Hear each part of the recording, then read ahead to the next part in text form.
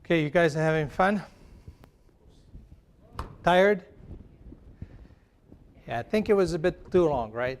We could have finished probably about this time. So I'll try to speed up as much as I can, because this is the place where we're going to actually finish the day. After this session, it's retrospective. Everyone's supposed to come to this room. So as you heard earlier, my name is Fariz Saracevic. I work for IBM. I'm a senior product manager. In essence, I have a set of products that I'm responsible and kind of delivering. Some of those products actually are developed using Agile. We're practicing SAFe. So if you haven't heard, SAFe is Scaled Agile Framework. So today topics is something else that I'm going to be talking about that Agile teams often think about. It's not important for us. So when the Agile development teams talk about requirements, it's kind of say, no, we don't need requirements. Why we need requirements? Well, I'll tell you not just why we need requirements, but before that, I need to thank our sponsors, because this event really would not happen without their support. So we're going to see why we need requirements, some of the common mistakes, some of the things that actually not having correct requirements or not having the right set of requirements what could do. And then we're going to actually see what is the right size of requirements for Agile teams. Is there such a thing as a right size? And how do you actually differentiate?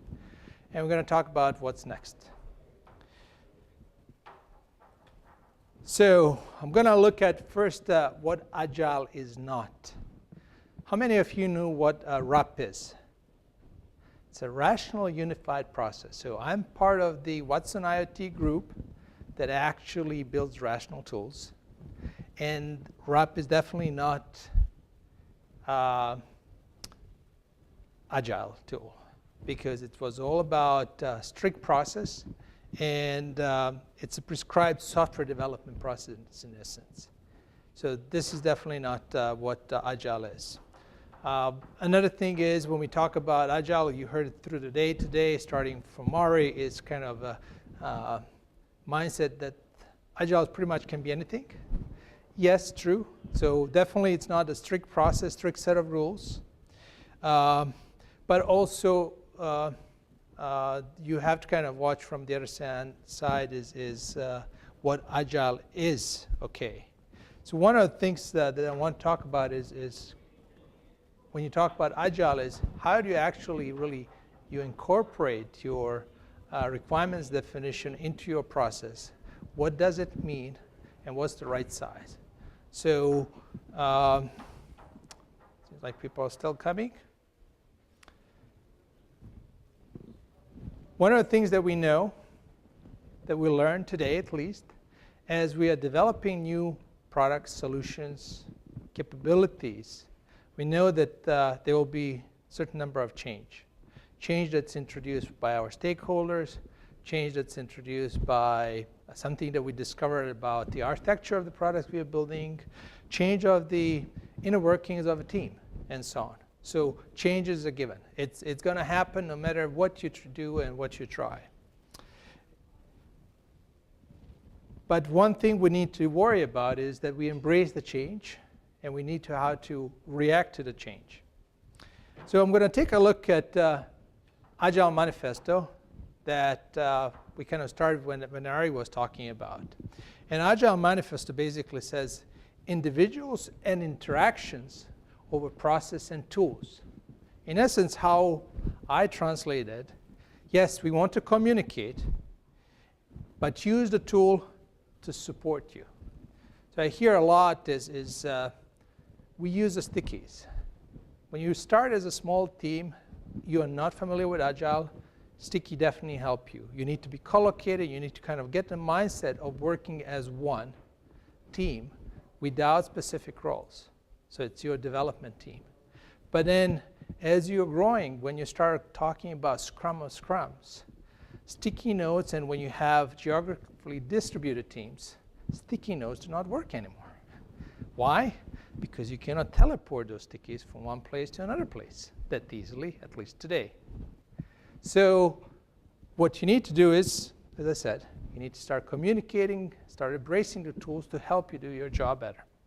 Work products over comprehensive documentations. Well, I'll kind of start with Ari. Is you start with requirements here, you move to the next definition of your requirements modeling, you go development, testing, production. So each of these phases in the past, when you look at traditional world, spend a lot of time. Requirements management in traditional world, there's an example in a NASA. They're building a new Hubble telescope. And I was at a conference in 2010. I think the project started like 2006, was supposed to be finished by 2012, $6 billion. Well, in 2010, they're still in requirements phase. We already know Hubble is already in the space, but no, they already ditched all those requirements. They said it's not worth it to invest and look at it. We're going to start from scratch. By that time, the project was over a budget by like $2 billion. And instead of finishing 2012, they slated it's going to finish 2018. The last thing I heard is actually the plan is 2020. I didn't look how much money they're going to spend. So they started a lot in the documentation. They were really waterfall model. They're gathering the requirements for a long period of time instead of kind of trying to see how can I actually build something, reiterate and move on and improve what I currently have. So documentation is really neat and it's critical. But as you are building your product, you build small chunks of the documentation. And on the end of the products, you already have your documentation. You don't have to have another cycle, just document things. Customer collaboration over contract negotiation. But keep in mind, it's all about stakeholders. And relationships are complex. So that needs to be also kept in mind. Responding to change over following rule. No one actually said that you should not be planning. And you have to basically, instead of focusing on the long-term goals that is in traditional world, you focus on what I can actually do in a current sprint and what I can actually focus on the next sprint when you finish.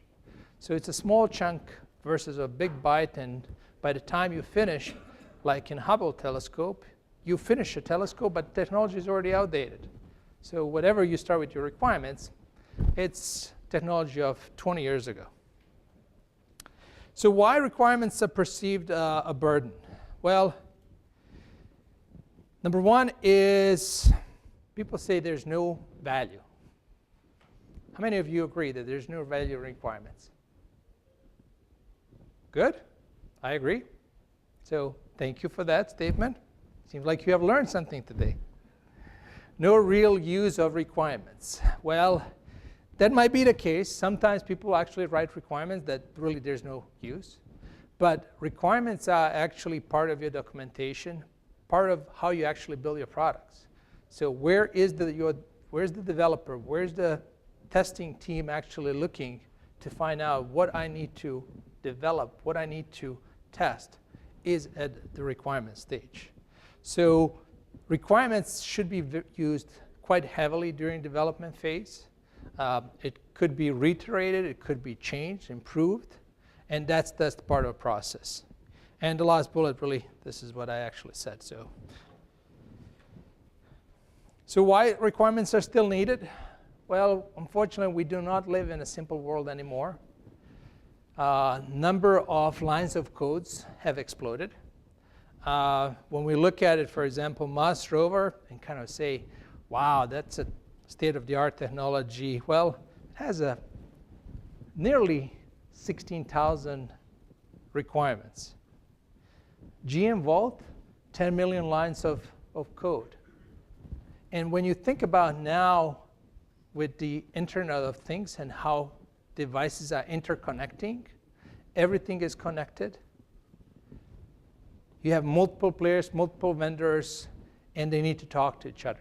So that complex is the problem is becoming, it's more complex, and requirements are becoming an integral part of what developers and our DNA should be. Now, why requirements are needed? I'll give you a few examples, and you can take it to your heart what you think, but a couple of things are not something that are life-threatening. In first case is, this is copies of Gaudi's last recorded blueprint, which was Gaudi's cathedral in Spain. Started, I think, over 1938 during Spanish World War. It was lost, and it turned out to be completely different than it started. Why? Why it actually changed over the years is because they lost the blueprint. They lost really the original requirement. Another example is Marine One helicopter. Another simple example of US government. So cost skyrocketed from 6.1 billion to 11.2 billion. And blame was on a poor communication and set of requirements. I think that project was scrapped. So those two projects, this was easy. It's just the money. It really is not life-threatening. We're building something, growing, and you get something pretty ugly or beautiful, depending how you look at it. But what's important is when the lives are in stake, that's very important. These two examples are not that life-threatening, but still. Fitbit, for example, was had a lawsuit because device underestimated heart rate, and it's just because people are using it now in a different ways than it was originally planned for. That was an easy example, but think about it. If you have a pacemaker and requirements for pacemaker were incorrect, failure means loss of life. Another example, I don't know, have you heard about Nest? This was pre-Google purchase, so just FYI. Perhaps Google have improved it a little bit. But pre-Google purchase is Nest did a software upgrade during the winter time in US. And what happened is that you could not actually reboot unless you physically pressed the button. They would think, well, that's not a big deal. You just press the button. Well, a lot of people actually use the Nest just because it's a purpose. Remotely connect your laptop, your phone, like I do. So I live in Europe now, but I still have a house in US. So I have a different device, not a Nest, Honeywell, that I connect remotely, and I set the temperature of my house. So it's empty right now, and I just set the temperature. So a lot of houses that were basically holiday house or weekend house, and people are 500-600 miles away, they do not have an option to press the button. They had to drive. Some people did not even know that this happened. And NAS was written in such a manner that it did not retain the last temperature. So it's kind of just did not do anything. It kind of lost it. So people's pipes got frozen. When it started melting, pipes burst, leakage, and so on. A lot of unhappy customers. So those are some of the things that why we actually say requirements matter. So if you ask the wrong thing, of course you will get the incorrect device. I mean, there's a lot of examples. I did not want to throw. It's just look at Dilbert cartoons when he is building something. There's a lot of examples of that. But the key is, as you're building, you always need to ask why. Why you're building, what are you trying to do? Because if you don't ask the right questions, even though you have requirements, you don't know that the requirement's going to be good. Now, what does it mean not having a good set of requirements? What does that mean from a product cost? Any idea? Okay, good. What if the product actually is not a failure? It just has a lot of bugs. What does it mean? That means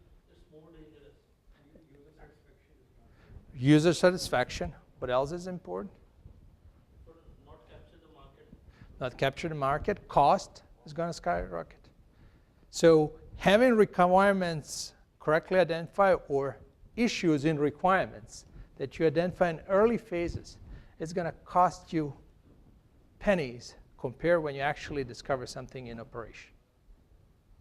So that's why you put your heads and influence the analysis and design phase. Good example is automotive,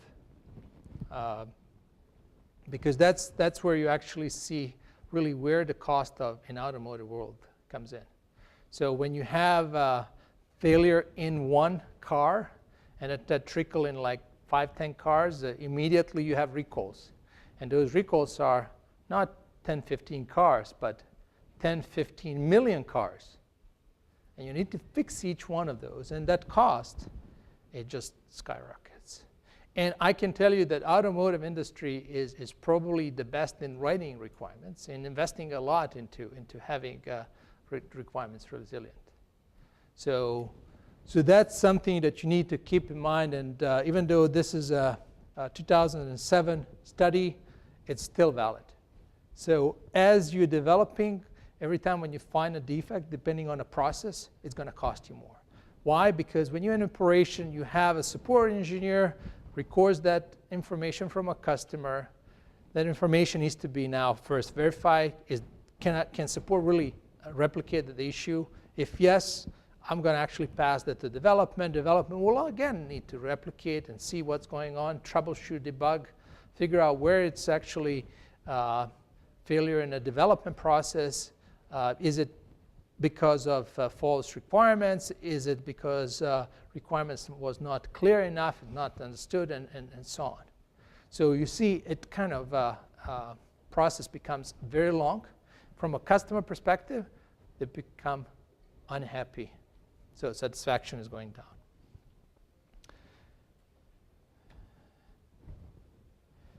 So another thing when we talk about requirements is and why we're talking about requirements in an agile way of working is, how do you know what we have built unless you have requirements? So when you build the requirements, that's the set of rules that needs to be maintained. There are some products that are maintained for years. I have some enterprise customers that need to maintain servers that were built in 1960s. So I was with Siemens last week, and they were saying about some of the old systems that they have, and said, we just maintain those systems. And sometimes it's very hard to kind of even figure out what was the original intention of some of those systems, because they don't have those requirements anymore. Sometimes people, when they talk about requirements, they also think as a team memory. So again, supporting the fact is you want to document what the team wanted to do with this set of the code lines that they developed. So you go back to your original requirements, refine it. Perhaps you put some models, some designs, and so on. But on the other hand, when we talk about requirements and Agile, you don't want to actually spend overachieve yourself with kind of writing requirements, putting a lot of documentation. Because what's going to happen in the end is you don't want to be bogged with those details that are not necessary. So the key is to document enough to make it clear, make it visible for everyone. So as soon as you have eyes from your stakeholders that they can review and provide you the input, that improves the value of the requirements. So document your system as it's being built enables you to enable reuse. And again, going back to the automotive industry, is they do a lot of reuse. So they are masters of reuse. So when you look when they build a new car, they take the component, they have built each set of their requirements in small components. And let's say a car has 10,000 components. When you build a new car, probably 90% of the components are reused. So it's already something that exists. And the only thing, 10% is a change. Bless you.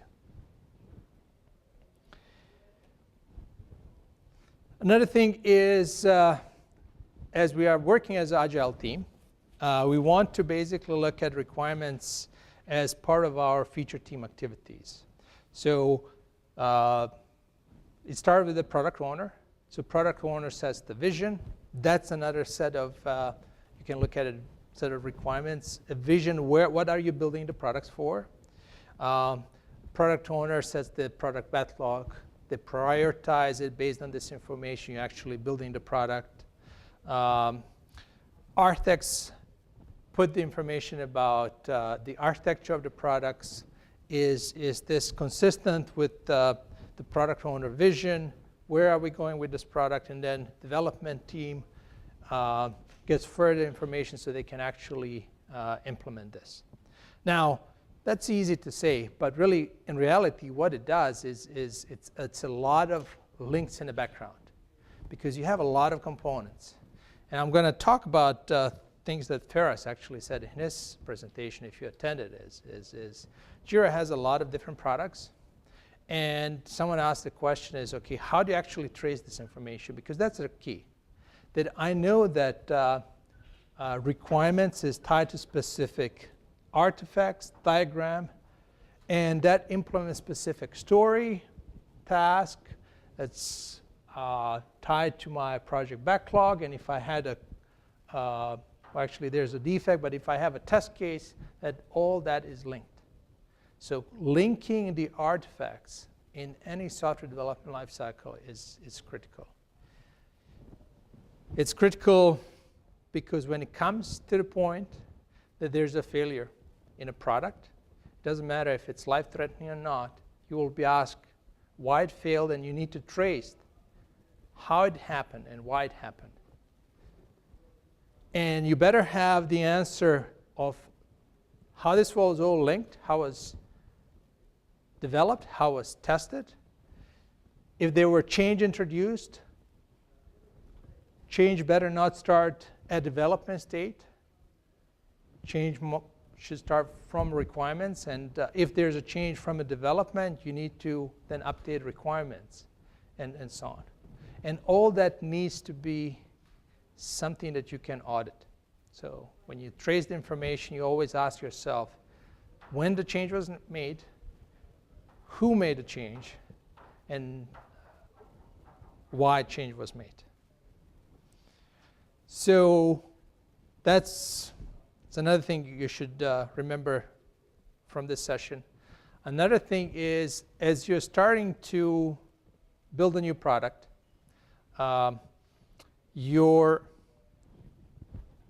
memory of a team for that product is as small as you start the project. You have a small amount of information, because sometimes people are scared. I'm first sprint, I don't know anything, and start panicking. How are we going to actually finish? Don't panic. It takes time to actually build that memory, to build that documentation, build these requirements that's going to actually help you over time. Another thing, from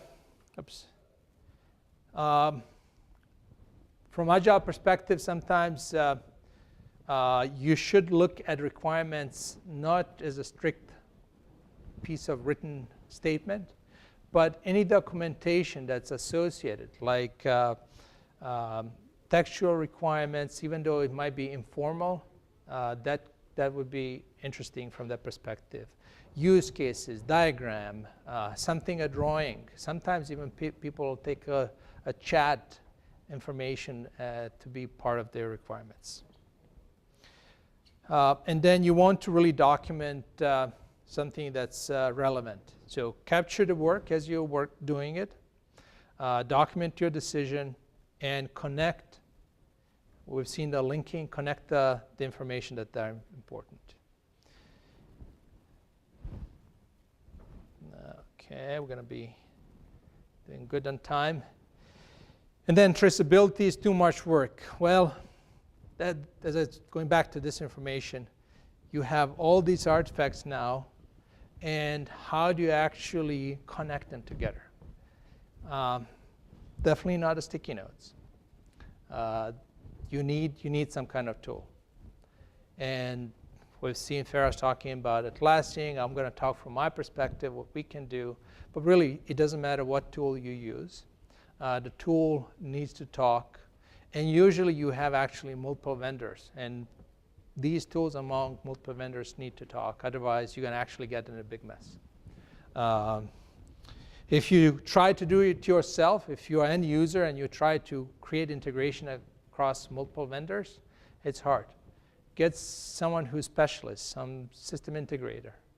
Infosys, who's a sponsor here, I'm not lobbying. I'm actually an IBM, and they're not using IBM tools. But system integrators, they've done this before, and they know how hard it can be.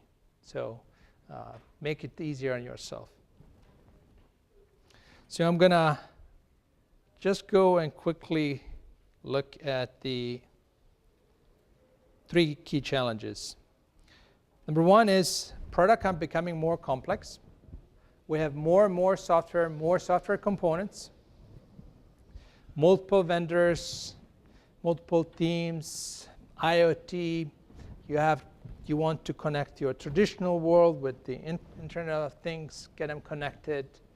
You're becoming now part of a larger ecosystem, and all that needs to work seamlessly. On the other hand, unless you embrace these changes, you're going to disappear. So we've seen some big companies disappearing because they were disrupted and they did not adapt to the change. So small companies might completely change the world. I mean, we've seen in this region, when we talk about like taxi service, who actually still uses traditional taxis? I mean, you use Uber, rest of the world, and here you actually have Careem. So there's competition, Careem and Uber. But why? Because if I sit in my taxi, I want to know if I'm going to point A to point B, I want to know upfront how much it's going to cost. I don't want to kind of sit and look at a meter and the price is going to change. And I have a control as an end user. So these products are becoming innovative, different than what we used to. So let's kind of go a little bit to requirements in a IBM version of a DevOps. It's very similar. So you start with your planning, development, continuous testing, release and development, continuous monitoring, customer feedback on optimization. So high level, very similar component that we've seen earlier today from Fariz. So requirements drive the kind of articulation of the application feature, something that you want to build. You implement something, your developer actually development delivers those set of features. You test it, they are in production, you get feedback from a customer, and then you reiterate. Now that's easy to say in a big picture, so what I'm going to do is I'm going to actually look at it through different lenses, and let's look at it from a development side. So in development, let's say you have your product backlog. So your backlog item, you develop your software. You might have actually a customer who submits an enhancement or a defect. You're going to triage that. After triaging, again, it's going to go in a product backlog, and product owner will decide when it's going to be implemented. Now, when you go and look at it from the implementation perspective, is you still need another layer. Is backlog is just usually a very brief explanation of what this backlog item is about. And then you go in requirements design phase, and you look and refine this backlog item as requirements. It could be user requirements, system requirements. You analyze it, and you move to the next phase. So this is requirements analysis, and next is your development. So this is the phase where you actually develop the code. I'm not talking too much about products because I really don't want to have a focus, but just give you a glimpse of something. If you look the entire market today for requirements management tools, there are two big chunks. One is requirements are written in, let's say 50%, approximately 50% in Excel and Word. All other vendors that provide all the tools have the other chunk. Now, difficulty with the Excel and Word is it's very hard to connect, hard to link. And of course, it's very hard to kind of track the changes. Matter of fact, even the Google Docs does a better job. Microsoft Word, to some extent, you can actually track the changes. But Excel, that's very difficult. But still, a majority of people are actually using tool. One of the tools that is a leader from other vendors is the Doors family. So if you're interested in that space, take a look at Doors, look at the various forums, LinkedIn forums about Doors, and you're going to see that it has a good tool set. It's been used. It's been on the market over 20 years. Requirements also exist in a SAFe. Sometimes people ask me, well, SAFe does not talk about requirements. Well, it does. It's actually pretty much every single phase it talks about requirements. So everywhere where I have a star, actually identified those are requirements. Perhaps they're not called requirements. They're using different words. But you're still documenting your product. So I think we are on the end.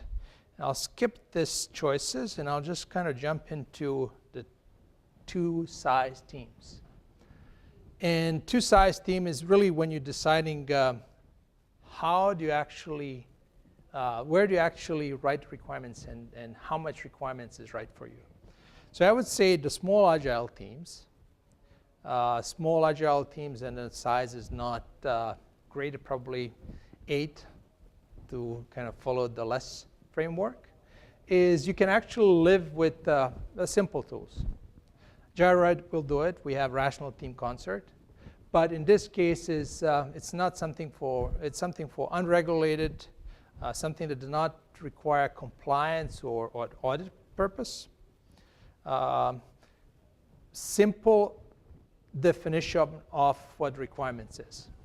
When you're talking about the complex regulated industries or products or customers, you need something heavy duty.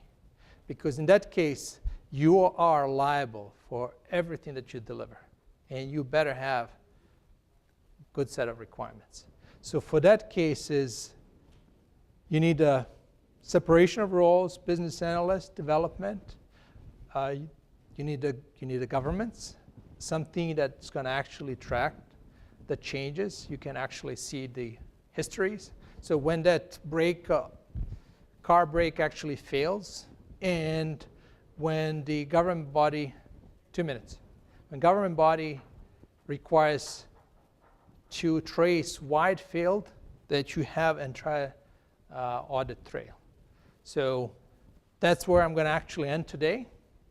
And hopefully you have enjoyed this last session. I know it was a little bit tiring. We'll promise next time it's going to be a little bit shorter conference, so at least half an hour, an hour. Let's take a couple of questions. I have a question. At the start of your slides, you mentioned that change is welcome. Correct. Anytime you can Yep. cooperate with. But does that mean only the replacement of particular requirement with another requirement, or addition of a new requirement in a backlog? So you can actually write a new requirement if it's completely new set of requirements. Sometimes the change can be this requirements was not well defined in the first place. So you refine the requirements, and you actually have a set of this, another version of But requirements. if we keep adding new requirements, then Mhm. how would we complete the product in particular time constraint? Because adding new requirements mean more work. So if you see the triangular shape of Yeah, the yeah. reverse triangular shape, the time is fixed in terms of Agile, right? So how would you make the time constraint? Well, adding more requirements doesn't mean that you have to deliver them. You deliver based on what resources you have and the time available. So adding requirements is putting items on your backlog, and you deliver products. Every sprint, you need to have a product. And you decide with your stakeholders, is this a good that we can release? And once you release it, we go to the next phase, and you improve the product. Anything else? About that, initially we discussed about the tools. Mm-hmm. Tools are good, and most of the organization where Agile is implemented, they are using tools. But as in the early session we discussed about the sticky notes and other stuff, that is one part, that is about the visibility. We have like Scrum board, that is physical Scrum board Yep. in office, as well as we have Scrum board in our tool. Okay. Tool will help us in longer term, like in future if we need to find out what we implemented at that time, what were the requirement documents, that's true. But as far as the sticky notes and other stuff is concerned, that is about visibility. Because Visibility until tomorrow when the sticky notes fall on the ground. No, visibility till the current sprint. Like the team, they are only focused on the current sprint. Correct. Because the product owner, he prioritizes the backlog. So the team owns the sprint. So Okay. For the team, the sprint board, the So- physical board is more like more effective way of communication. Yeah. So I completely agree, and I think, as I said earlier, is I embrace the sticky notes if it's the team is a new team that has not practiced Agile before. But if you have been using Agile for years, and especially if you're geographically distributed, sticky notes will not work. So sticky notes, you can actually have electronic version of sticky notes. So Kanban board is you can look at it as a sticky notes from that perspective. Come in. we can like Come in. add to our tool, whatever the tool we are using. Yes. Yeah, come in.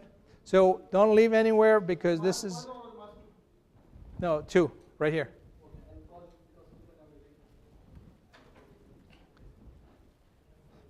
So we can continue discussion. And show appreciation. Thank you very